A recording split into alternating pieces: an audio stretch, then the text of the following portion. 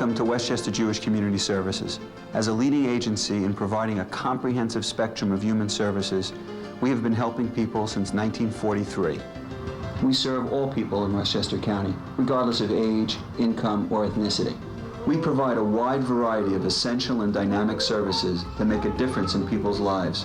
Children, teens, adults, and senior citizens are served by our network of programs located throughout the county. When people come to us for assistance, they become part of the WJCS family. Our highly trained and skilled staff focus on you and your family and are committed to becoming your partner in finding solutions. For more than half a century, we have been connecting people to services that help them overcome mental, physical, or emotional challenges. WJCS is here in your community when you need us. Welcome to the Ways We Care of Westchester Jewish Community Services. I'm Dale Wang, Director of Community Relations. WJCS is funded by UJA Federation, United Way, government grants, private individuals, foundations, and corporations.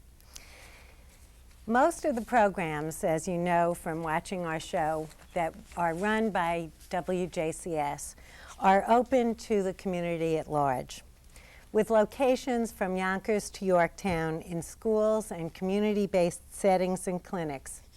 We help people who live and work in Westchester regardless of ethnic or religious affiliation. The roots of our agency, however, began with the Jewish Federation in 1943, and ever since we have maintained a special mission to provide services for the Jewish community within the county. Recently, WJCS's Jewish programming efforts have expanded as a result of a staff member dedicated to developing ideas and projects and a more receptive atmosphere among all Jewish organizations toward working collaboratively on common goals. Tonight, we're going to explore some of the thinking behind our cooperative ventures and several of the resulting projects, many of which are funded through UJA Federation. I'd like to introduce our guests, Bernie Kimberg, who is Executive Director of the UJA Federation Westchester office. Welcome, Bernie. Thank you, Dan. And Ann Yerman, who is the WJCS Director of Jewish Programming. Welcome, Ann. And Rabbi William Dreskin, who is the rabbi at Woodlands Community Temple. Hi, Dale. Welcome. One of the most dramatic changes, as I mentioned, in the landscape of programming that meets today's Jewish communities is the degree to which we're all working together collaboratively. What has changed that's enabled us to do this on a more coordinated basis? Well, Dale, UJA Federation has a mission that can be summed up with 3 C's. Caring for people in need. Collaborating. We recognize that in order to do this kind of caring, in order to connect people, we have to work with partners. We have to work with partners like Billy Dreskin and his synagogue and the other synagogues in Westchester, with agencies like WJCS and Ann Yerman and the other 17 Westchester agencies, as well as the other Jewish institutions throughout the county. And that's going to help us to strengthen Jewish community, to help enhance Jewish identity, and to work more effectively on common goals. Mm-hmm. And you've been doing this for a little while, but now all of a sudden we are being able to work together better. What do you see as the change? What happened was that while WJCS, as you said before, is a non-sectarian agency, but we have always served the particular needs of the Jewish community. About 2 years ago, our professional staff and our board of directors wanted to create a position for Jewish outreach, to go out in the community and assess what's needed, to find out what are unmet needs and how to develop programs to address these needs. And the only way we could do it is by working together. And really, with the help of UJA Federation and funding from UJA Federation and other resources available to us, we were able to make connections with synagogues and Woodlands Community Temple we've done a lot of programming with. But we've gone out with other synagogues. We've been working with the JCC on the Hudson. We're now working with the Northern Y, and we're working with the JCC of Midwestchester. And it's by working together with these organizations that we are able to identify the needs of not only the elderly, but young parents, young children, teens, and really especially teens. We're doing some marvelous programs with teens. And being on UJA Federation task forces, we're able to find out what's needed in the community at large, and learning from other agencies in the tri-state area and the New York metropolitan area. We're learning that we can replicate some programming that may be done in another part of New York and bring it to Westchester. And we'll talk about some of those programs as we go along. Right. Rabbi Dreskin, from the clergy point of view, what benefit is it to your community and to your congregants to participate in a different way with the larger community? It's of tremendous benefit, Dale. We as a synagogue try to provide services to the members of our community, but we have limited staff and limited resources. Our vision is enormous. We'd like to be able to give everybody everything they want, everything they need, but we just find ourselves unable to do it. Primarily, and this is what has been wonderful about this collaboration, we bring certain skills to our job descriptions and into our synagogue building, but there are others that we don't bring. And an organization like Westchester Jewish Community Services bring social workers to us. So we are able to reach out, in addition to providing Jewish celebration, Jewish learning, Jewish acts of social justice. Now we can bring people together at the really intimate moments of need in their lives, when there has been a loss in their life, or there's pain in their life, or turmoil and confusion. We can be there to help them sort that out, because the folks at WJCS come in and say, how can we help you? That's the greatest benefit that I've seen. So there's a difference then between the pastoral counseling and the types of services that you may have provided before and the type of social work interventions that you're... Sure. Pastoral counseling is incredibly demanding. People are always looking to sit with their rabbi or cantor and be able to talk through issues. But in order to reach out to the community in an effective, organized, strategic way, we need to provide programs that go beyond the rabbi or cantor's study. And that's where this program has helped us really blossom. And what I find is meeting with different rabbis, and you have to understand that WJCS and the synagogues really didn't work together before this, and it's UJA Federation's intervention that has encouraged us to collaborate with synagogues. And we're making the services at Westchester Jewish Community Services known to these synagogues, and believe it or not, a lot of people don't know what we're all about or the breadth of services that we do offer.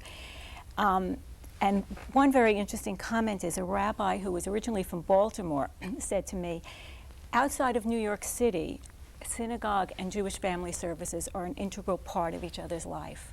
And that, I think, is really the goal of what we're trying to do, to make our services available to synagogues and to the JCCs, and let people know that we're here to help, and we just can serve so many people and do so many good things. And it's really wonderful, because it's been frustrating as a synagogue rabbi to want to bring services to my congregants and not be able to. And when UJA and WJCS steps forward and says, hey, we've got something that might help you out, this is great stuff that we're involved in now, and I'm so thrilled to be part of that. What I'm delighted about, Dale, is there's a willingness and openness to sit at a table to look at what might be unmet needs and to decide how can we as a Jewish community meet those needs. Rabbi Dreskin mentioned at times of life crisis. Another area that we're collaborating in is in the whole area of Jewish education, both formal and informal. And we're delighted that Woodlands Community Temple and other synagogues in the river towns with the JCC on the Hudson are doing mutual study groups where sessions are held at each of the synagogues.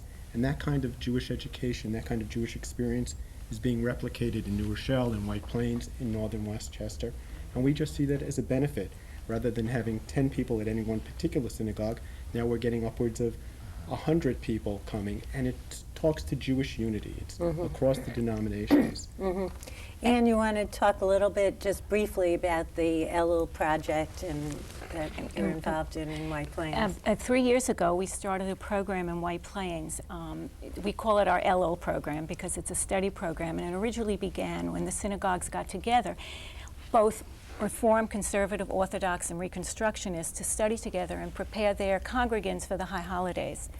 And then it evolved when WJCS collaborated with them, and we now do workshops in the spring for parents, for children, to address needs that the rabbis think their congregants need. And a program that evolved from this was a program for teens, because the rabbis came and said, you know, the kids want to talk. They want to sit around and they want to have rap groups, and they want to talk about parent-teen relationships. They want to talk about eating disorders. They want to talk about violence in the schools. And so WJCS has provided social workers, and we meet with their 8th, 9th, 10th, and 11th grades. And we meet with boys and girls separately and age-appropriate groups, bring in pizza, and the kids sit around and they talk, and they just bring out all issues of concern. And it's just wonderful. I mean, it's how they can cope with the challenges and difficulties they face in life, and our social workers are able to facilitate these groups. We met 3 times last year. We're planning our sessions for this year. And these are in the after-school This is in- religious schools and in day schools? It's in the after-school religious schools. This year we are actually going into the day schools and doing some outreach there, and that's just beginning. But other people have called us, other synagogues have called us to do this programming, and I can see Billy looking at me. And I must say, when this position started, we said, well, what are we going to do? It has grown so, and we're doing wonderful programming all through the county. I have a very exciting job, and it's fun. Dale, I must remark before we get off this, how unique it is to have the 4 streams sitting around the table and working together and involving a human service agency.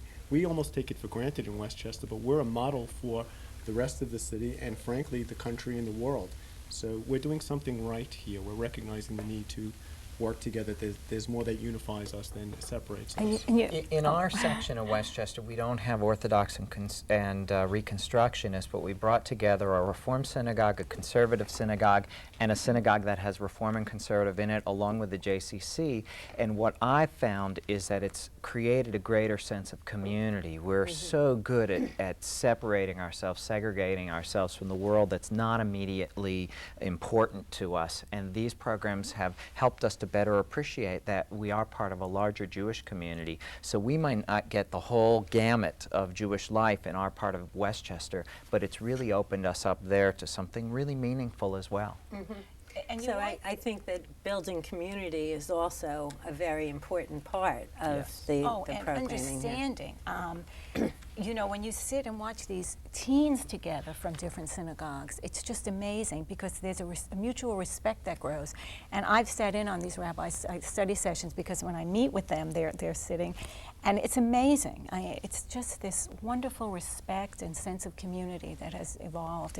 It's just a wonderful thing. Let's move. I'd like to talk about some of the interfaith programming and some of the other programs that have come out of these collaborative projects.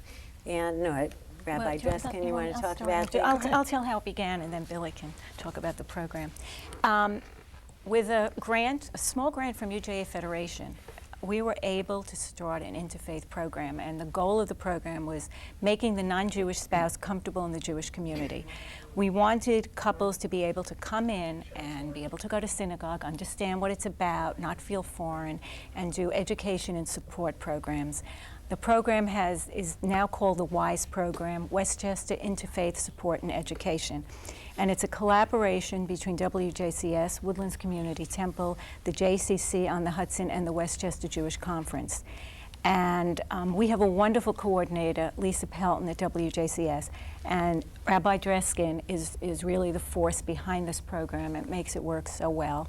So you can tell us a little bit about it. I think the best part of this is that it's about access. What we know about interfaith couples and interfaith families is that often they feel uncomfortable walking into the Jewish community. And even though we maintain there's no reason to feel that way, still those feelings are there. And what we have created is a bunch of different doorways. If they're comfortable walking into the synagogue for a service, they can come in there. If they want to walk into WJCS for a support group, they can walk in there.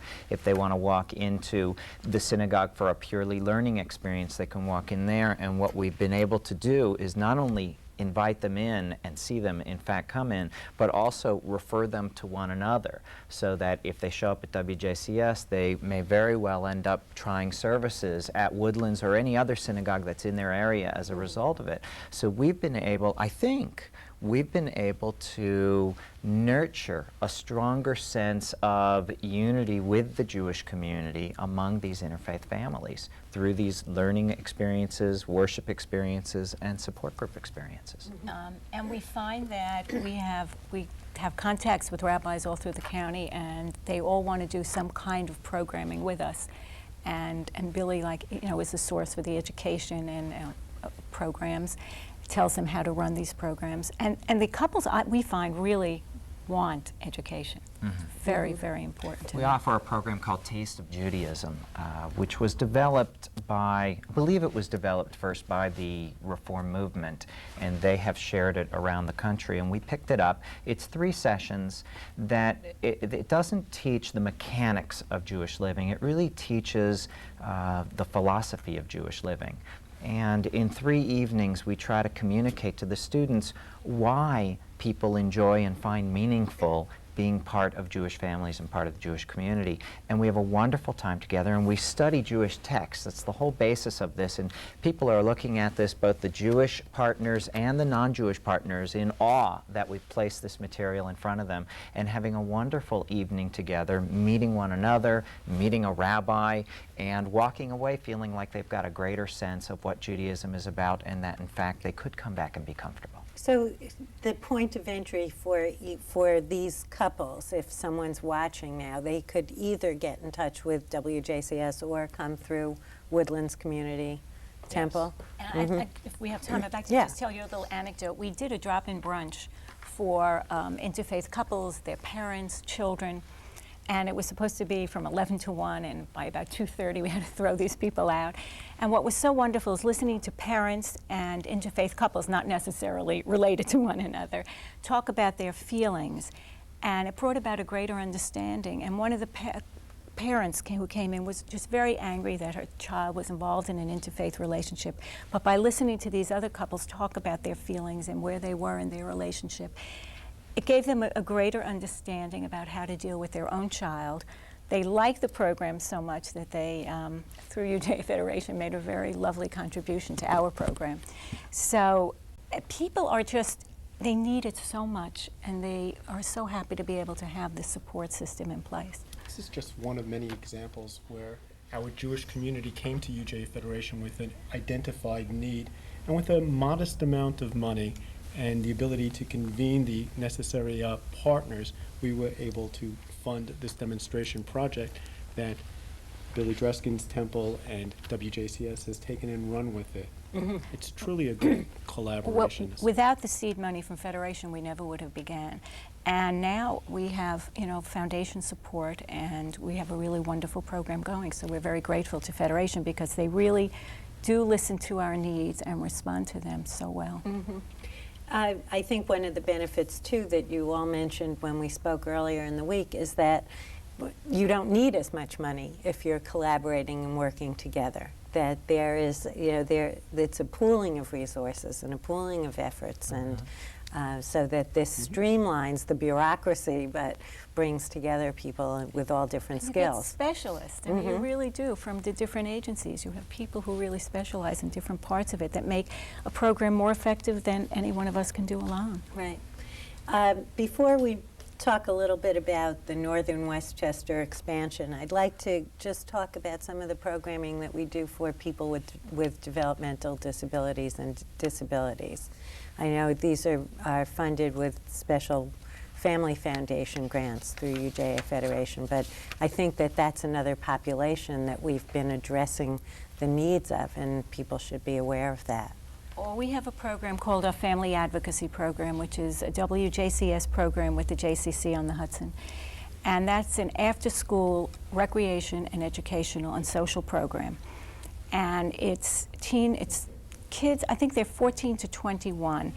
And we do after-school tutoring groups for them and recreational groups, and we do parent advocacy groups These are developmentally disabled youngsters, and it's helping their parents cope with the eventuality of what happens when your child grows up, is independent, where do they go?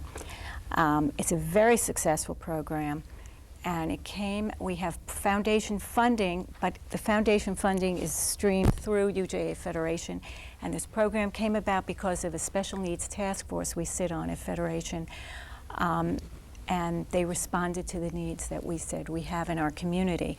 Program is so successful that a group of these youngsters are going to be living in their own group home.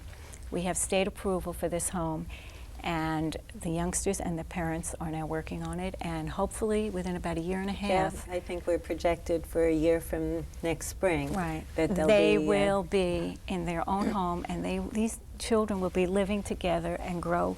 They'll be adults together and grow into old age together. Right. And they have just formed these wonderful bonds.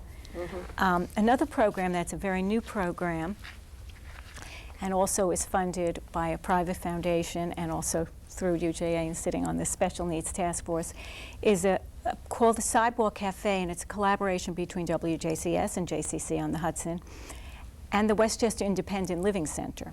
And it's providing social and recreational activities for the physically disabled. When we sat on this task force, we realized that there are no social activities for the physically disabled in Westchester County. I mean, we met with the Westchester Office for the Disabled and this Westchester Independent Living Center, and they said there are no programs. So we now have a program that meets once a month, and we have, it's a sidewalk cafe, it's street level, so it's accessible for the handicapped, and we have concerts and refreshments, and we're bringing these people together, and it's just a wonderful thing. And those programs, you mentioned the Westchester Independent Living Center, those programs are open to anyone with disabilities. It's not specifically for the Jewish community, but it is run through the Jewish JCC on the Hudson. And yes, and it's open to all, and we're working, it's open to anyone in Westchester County. We're specifically also targeting the synagogues and the JCCs to bring their members to us.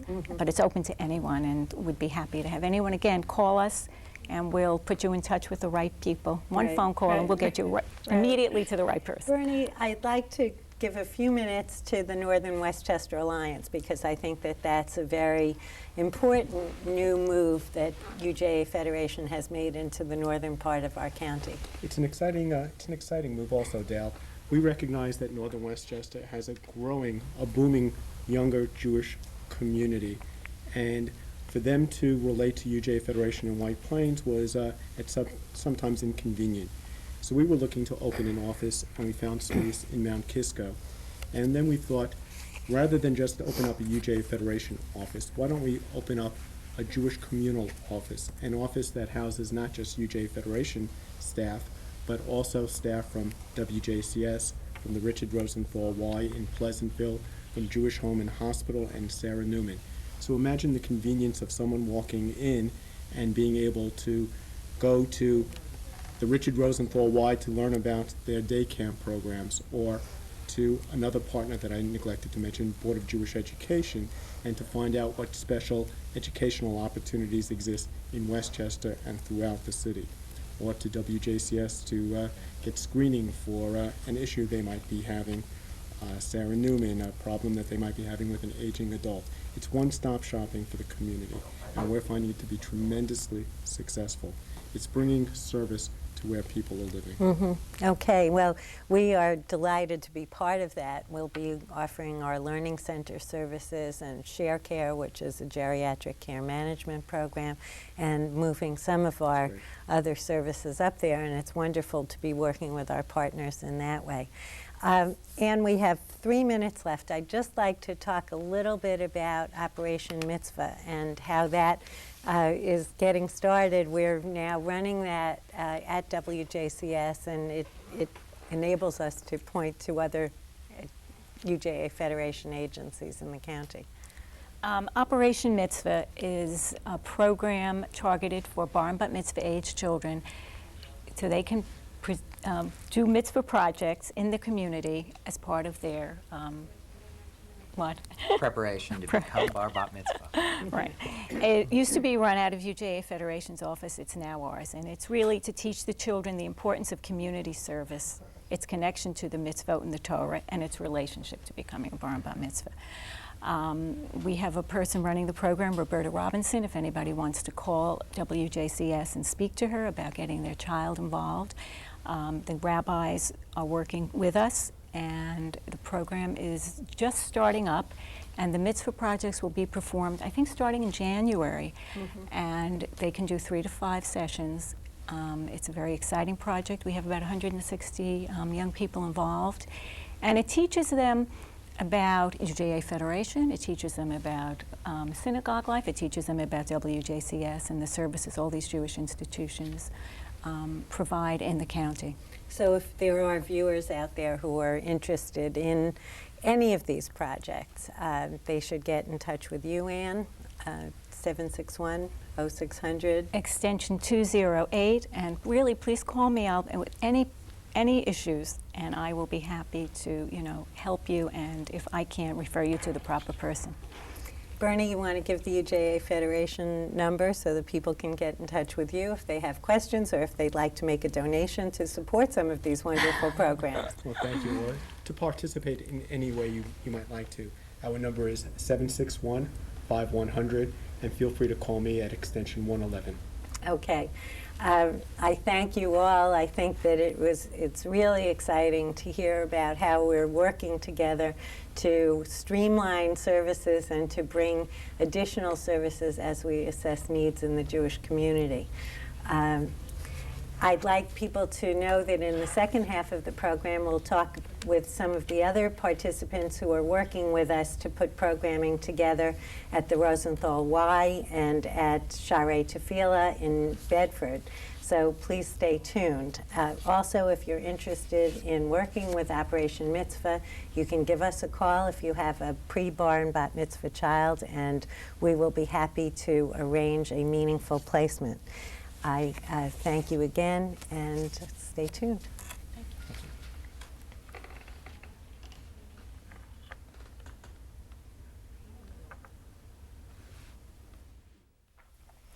Welcome back to the Ways We Care of Westchester Jewish Community Services.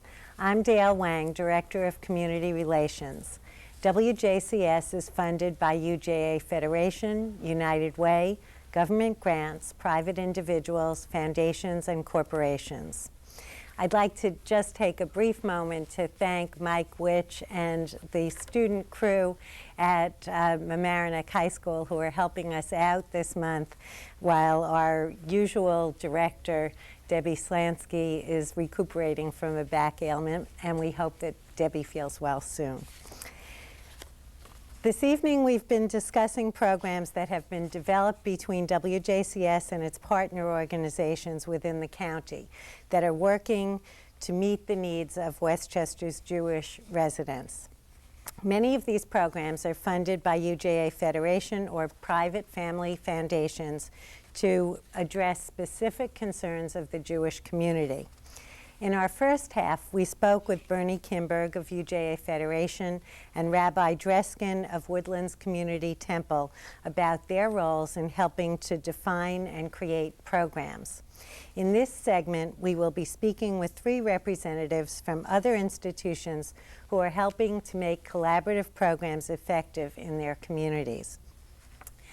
Please note, though, that most of WJCS's programming is available to the community at large, and that most of our services are non-sectarian and available to anyone regardless of ethnic or religious background.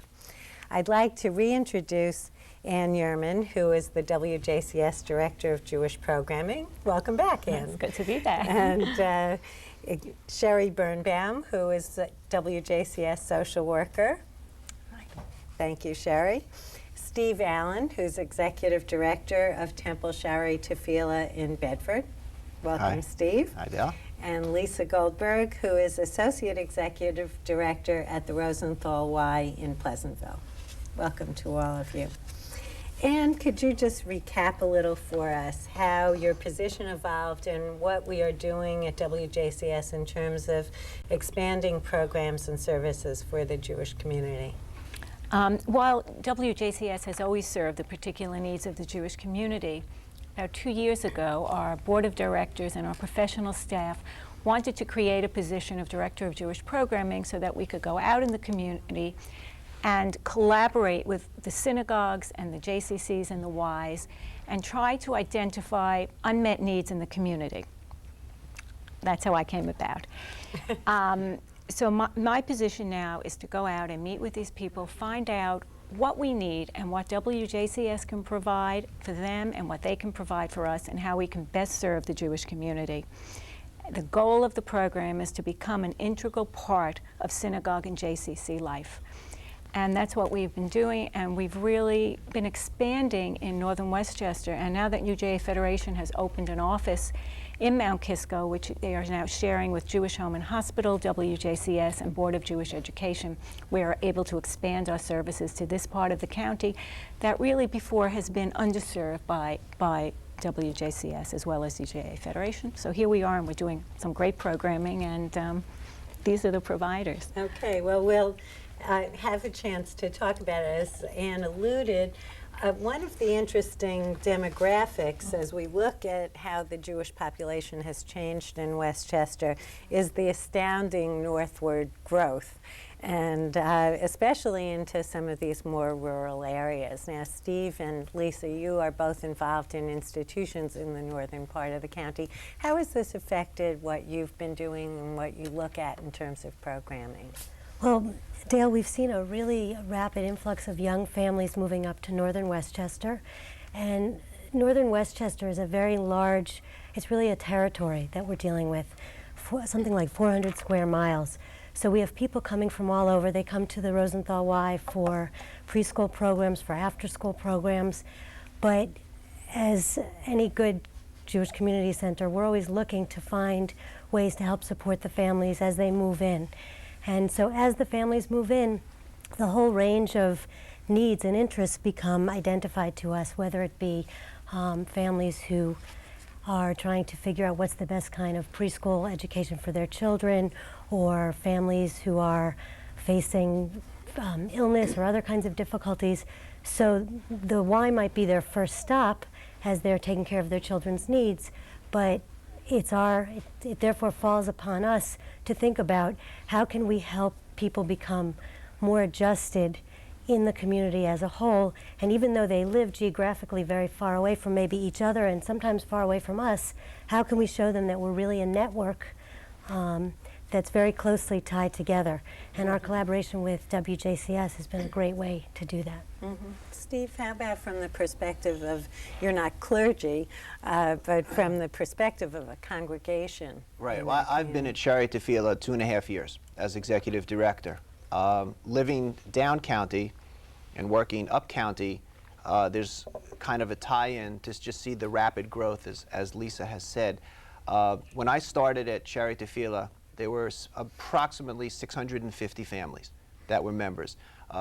This morning when I checked in, there are now 930 families. And that's in 2 years. And that's in about 2.5 years growth. Yeah. And what's unique about our synagogue, which is celebrating its 25th year, we draw from all over northern Westchester. We have families from Chappaqua, Armonk, Bedford, Mount Kisco, Katona, Somers, Heritage Hills, you know, the elder population. There's a big segment there that comes to us. And what we try to do in our religious school, in our programming, and in everything that we do, in the religious school, they don't make up a class of Armonk kids, even though some of the parents sometimes request it. They mix and match. And with our programs and our committees, our president, Jeff Simon, we talk about when we make up the committees, we try to get our whole collaborative effort from the communities within our membership, which now has extended to doing programs with the Y. Something as unique as working together in the Westchester Jewish Basketball League for our kids. Starts at 5th grade, goes through high school. That's my greatest love. I get to coach the high school kids, so I mean, that's my real love. and working with WJCS on this program, which I'm sure we'll be talking about shortly at our, at our synagogue, in collaboration with many agencies. Bernie Kimberg is a personal friend of mine from home. We both live in Ardsley. So, and Rabbi Dreskin was my rabbi. I was president of Woodland. So it's a very small kind of, collaborative effort, which is nice. And we've expanded so much, and I don't see a stop to it at this moment. I think in some ways you've addressed it, but one of the issues is that there's a greater sense of isolation that could exist in the northern part of the county, and how are we counteracting that in terms of programming? Well, I think one of the first ways that we've been working on to try to do that is to try to help educate the people who use our services about the fact that we as providers are all connected.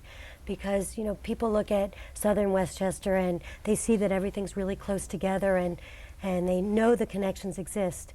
So through the work that, for example, just the Lunch and Learn program, which I'm sure we'll speak about, Ann and Steve and the Y and some of the other synagogues in northern Westchester are all working together.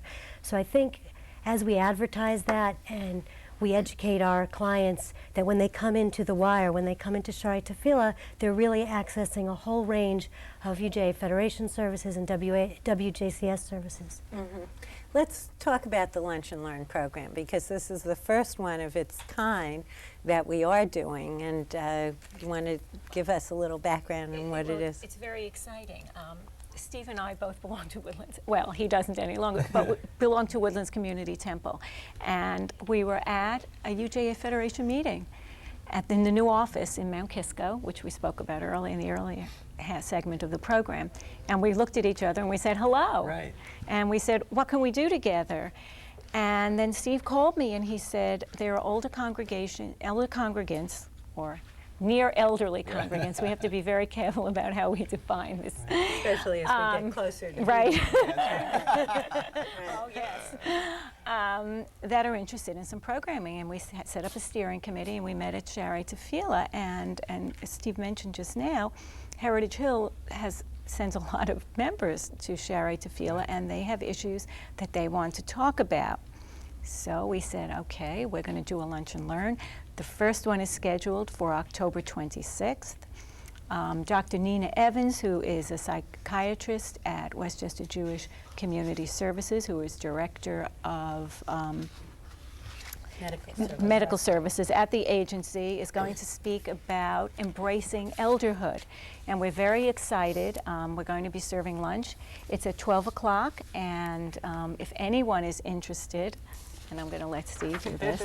Steve will tell you where to call. Steve, it's not only for people who are older. It's dealing with issues of aging that anyone, middle-aged people. You had mentioned a little about the sandwich generation, and certainly we had discussed the topic. Embracing elderhood does not mean you have to be a certain age to get into the door. Obviously, you can be a young parent whose kids are in school at 12 noon, and you want to know not how to deal with your own impending age, but your parents.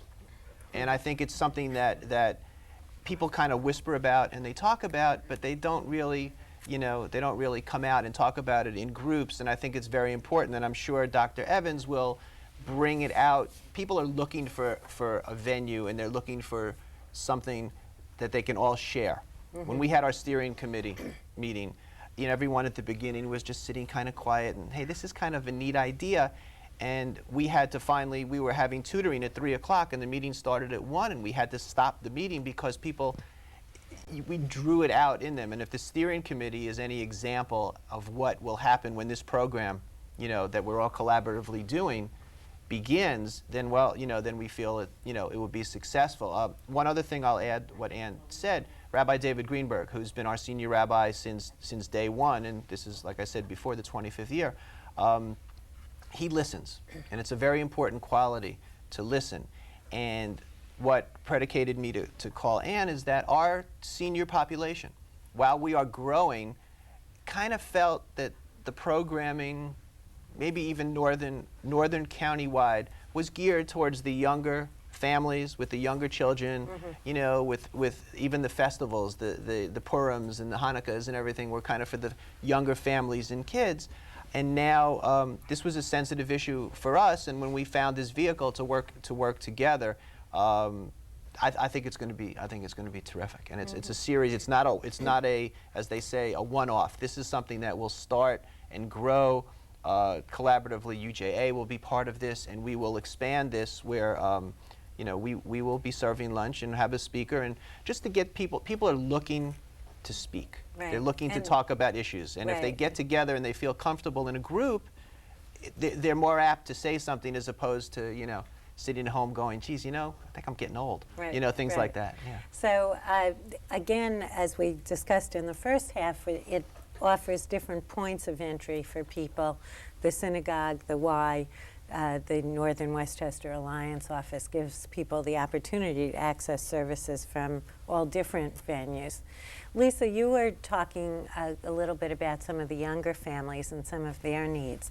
Can you address how you're doing some programming with us and with some of the other organizations to look at that population?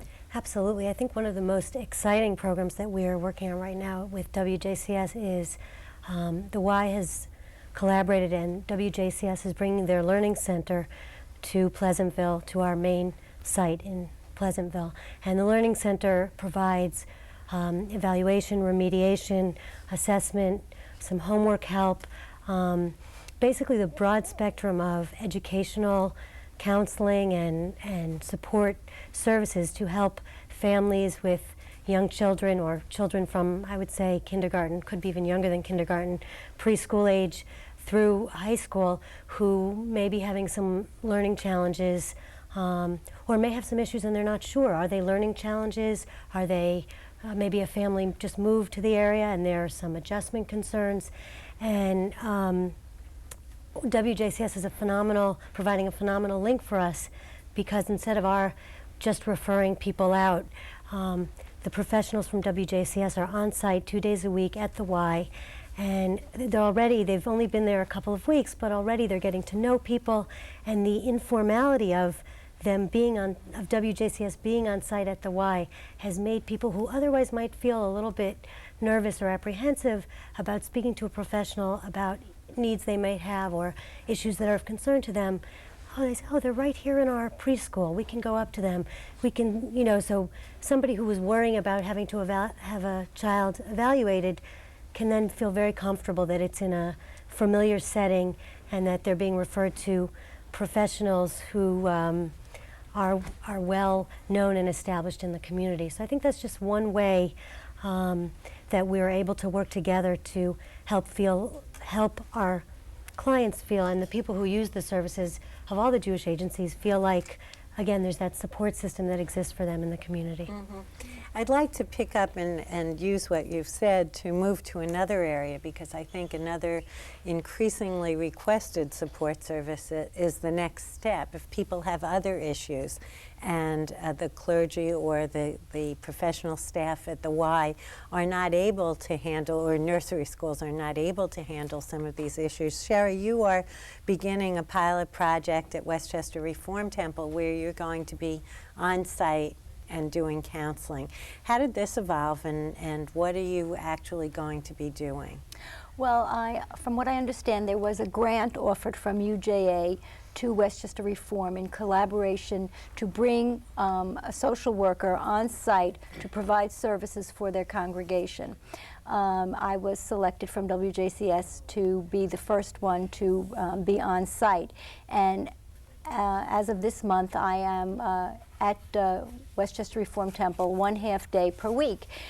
And I'm having met with the staff and having talked with them about what they feel their needs are, we decided to begin with a bereavement group at Westchester Reform and offer bereavement support group for their congregation. And as of yesterday, we had our first meeting, and there were 9 people that showed up for this, which was a terrific turnout, just from within one congregation. These may be people that we might have seen at WJCS. They might have come for bereavement services there. They might have partaken of other services around the county. But we are providing now within their own home base and within their own network there, we are providing the services. This is the new movement to bring to the community social work services that may or may not be able to be given right there on the spot. And there's a degree of comfort. There's a degree of it's right here. It's right here available for us. And as I said, having met with the staff, there are projected many other ways in which you mentioned a whole range of many other things ways in which they feel that my services can be utilized. So this is just the kickoff project there. We have gotten calls from other synagogues as well who would like to have the service provided on site, and they feel that their congregants are just more comfortable. As you said, it's a familiar setting, it's home. And they can come in with different issues, and if we can't provide that particular service on site, we can refer them to the right people. So this is something that's growing as well, and it's very, very exciting, and we're just all over the county. It's just so wonderful. Sherry, what were some of the other topics that they were talking about that they envisioned you participating in for the future? Well, like was mentioned in the first session, they would like me to be involved with some of the other populations there, perhaps the teen population who may be having problems in school. There may be families that are facing divorce or separation, and helping the family members with that. They envision me being a referral resource to meet with families to kind of assess what the problem is and see whether we can provide services for them or tell them where they can go to get the services. They also wanted me to be involved with the staff in the religious school. There are kids that are having learning problems. It's in the Hebrew schools, and could we provide services or make some kind of assessment to help the staff there with the kids that may be struggling. There is an elder population there, and what services can we provide for them, for the sandwich generation families that are facing what do we do with elderly parents, what services are available for them. So there are lots of different ways in which they are hoping that I can be of help. And sounds like as more time than a half. Do we envision a time, and do you see that there'll be a time when counseling and support services will be more likely to be based at some of our local synagogues, churches wise, and less clinic oriented? Is this the move that we're hearing from the community? Well, this grant from UJA Federation was developed as a pilot program, and it's just beginning, and it's beginning so well that while other synagogues have contacted us, this was a trial. And yeah, I think it's happening. I mean, we've had calls from the White Plains synagogues. Rabbi Dreskin was on here a half hour ago. He pulled me over during the intermission. He would like to do it at Woodlands. So yeah, I do. I think that, Lisa, you had mentioned a need for that sort of support and in the Y setting as well. Absolutely. This fall in our brochure we had advertised WJCS services, and we were waiting to see what kind of response we would get, and we're finding that slowly people are feeling more comfortable to call and say, yes, I am interested in some help with loss or bereavement issues. We find that it's timely for us to offer either referrals or on-site support around divorce and separation, or other developmental, the issues of any developmental stage of life, like issues with adolescence and so forth. And we're hoping, when Ann and I first got together, there was just no end to the different areas we could think of for collaboration. We're also thinking about providing programming. And Ann, you can say I'm not sure what the official title is for the teens? For the intermarried families. Interfaith and Teen Talk as well, yeah. Which are also two areas that we see that there's an interest and a need. Yeah, we're going to be sitting at the Y in a few weeks and just making our services available for interfaith families so that people can sign up and do some groups with us. Sherry, I just want quickly to, I know you had an experience a couple of weeks ago where this collaborative effort really pulled together and we were able to serve someone in the community very quickly. This was incredible, Dale. I got a call from Ann saying that she had gotten a call from UJA, and there was a family in need in northern Westchester, and she asked me to make a phone call and see if there was what we could provide.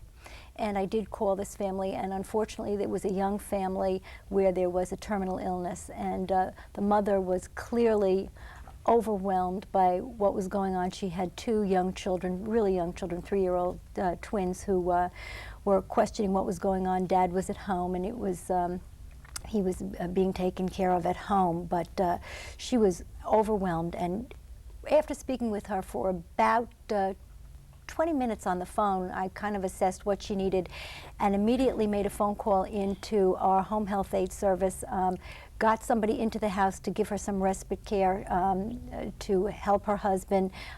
Because of a grant that we had to help Jewish families, we were able to provide the funds for this.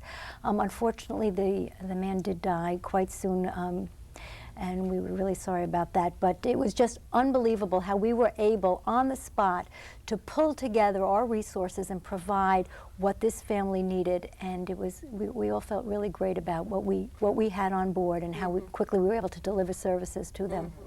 So it really works when you know, when the community is more aware of what we can do, and we have the access, and people know that this is one-stop shopping, that they can really call us. And we have just 2 more minutes. I want a rundown of all the other programs.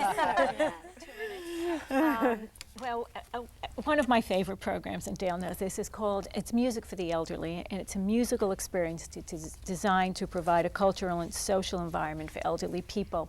It's a collaboration between WJCS, Sarah Newman, and the Westchester Conservatory of Music. Through a grant from a private foundation, we're able to provide 4 concerts a year at the Sarah Newman Nursing Home. They provide lunch, and it's just a wonderful, wonderful thing. At our last concert, we had 300 elderly people sitting there watching, and listening.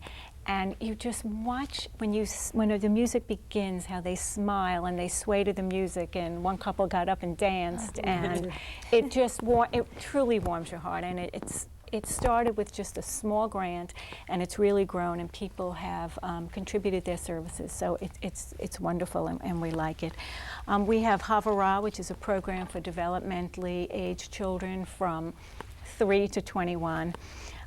Where they're able to celebrate holidays and participate in bar and bat mitzvah programs.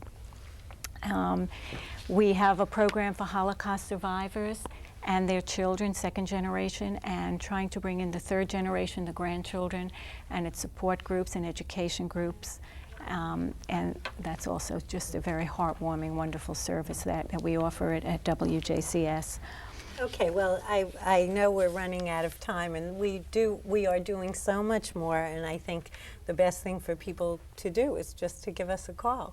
You mentioned Havara. I just want people to be aware that we do programming both for children and for adults in the Havara program. And we mentioned earlier Operation Mitzvah, and if people are interested in doing mitzvah projects with their pre-bar and bat mitzvah children, they can give us a call. I want to thank you all. I think it's very exciting to see what's going on, to see the move into northern Westchester, to see the services at the sites, and we're very excited about the possibilities coming ahead. So thank you all for what you do. Thank you. I want to thank our viewers. If you have the interest in further information, please give us a call at 761-0600, extension 208, and we'll be happy to help you with anything you need. extension 208, and speak to Ann Yerman. And we want to wish all of our Jewish viewers a very happy and healthy New Year. Thank you.